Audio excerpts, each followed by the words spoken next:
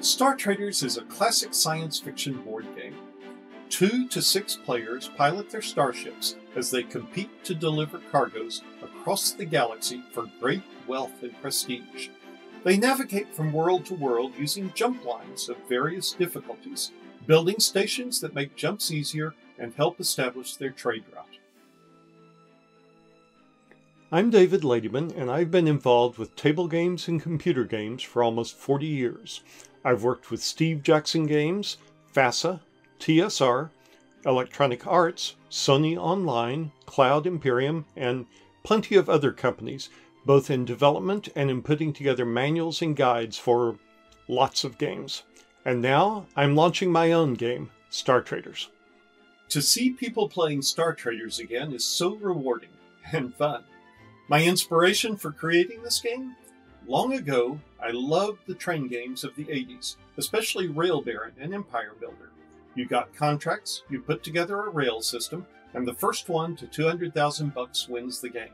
The planning and strategizing were neat, but these games were almost solo games played simultaneously with the other players. The only interaction was in the competition for rail lines.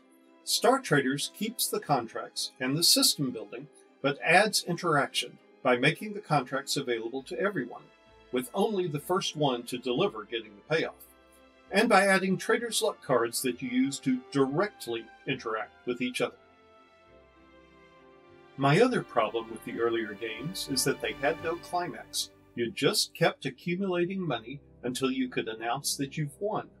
In the full version of Star Traders, you've got to complete one last difficult contract, and everyone else may be attempting the same thing alongside you. May the best trader win. Star Traders is actually 5 different games in one. I designed it to scale from younger kids just learning how to add, subtract, and read, to the most competitive tabletop gamers who want to challenge their friends to a no-holds-barred contest. It's great. I really like the depth of strategy it gives you and level of options without being overwhelming. A lot of the rules are on the cards that you're using, so you don't have to sit there and decipher a bunch of symbols or look through the rulebook all the time, and handy cheat sheets help too. I really enjoyed the game. I like the mechanics of it a lot, and it's a lot of fun to play. It's a bit cutthroat, which is great, and it's fun for the whole family. You can play it lots of different ways, which makes it even more fun. I liked building space stations on the board. The various things you can use to mark your place and make the board your own with your own strategy is very interesting. I really love the science fiction references. It's fun to play a game where you catch the references, especially references to things like Doctor Who and Star Wars and Warehouse 13.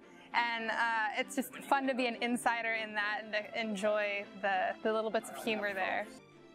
Meanwhile, space, science fiction, adding all the references to SF books and shows was an obvious fit. That's actually one of my hopes in making this game, to introduce people to some really good science fiction stories. It's one large homage, with the worlds named after favorite SF authors of mine. The cargoes that they export relate to the books they wrote. Players can explore the Star Traders galaxy, then read those books and deepen their enjoyment of all science fiction. The personalities can feel like you're taking on a role in a science fiction epic, especially with the introductory fiction that Charlie Duncan has written for each one, and with the art that Ryan is creating. Whether you're the hero, navigator, engineer, negotiator, insider, or rogue, you have a unique advantage, and you can't help but start to embrace that character as you play it.